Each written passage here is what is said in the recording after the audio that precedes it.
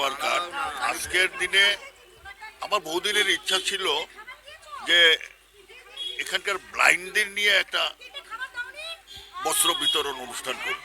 তো আজকে আমি অনেক ব্লাইন্ডদের এখানে পেয়ে গেছি এবং আমার খুব মনের ইচ্ছাটা আজকে পূরণ হয়েছে এবং এদের দ্বারা এরা যে কতটা ট্যালেন্টেড, এই যে গানগুলো করলো মানে চিন্তাই করা যায় না। আমি একটা সাধারণ মানুষ এগুলো করতে পারবে না, ভালো ভালো স্টুডেন্ট এরকম যারা গায়ক আছে তারাও করতে পারবে না, এত সুন্দর গান তারা করেছে।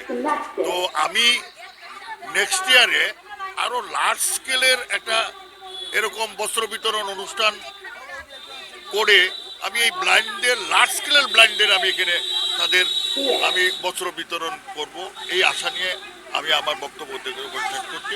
সবাইকে শুভেচ্ছা জানাচ্ছি। মহতী উৎসব শ্যামল সেন তার বাবা এবং মাকে নিয়ে যেভাবে সংগঠিত করেছেন ব্লাইন্ডদের নিয়ে, অপূর্ব, অতুলনীয়।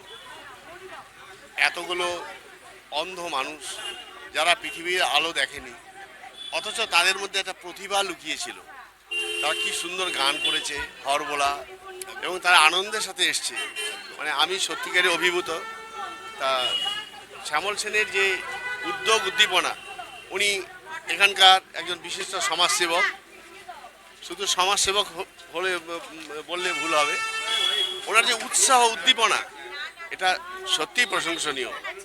যিনি তার বাবা মার স্মৃতির উদ্দেশ্যে এই ফাউন্ডেশন করেছেন, এটা অভাবনীয়।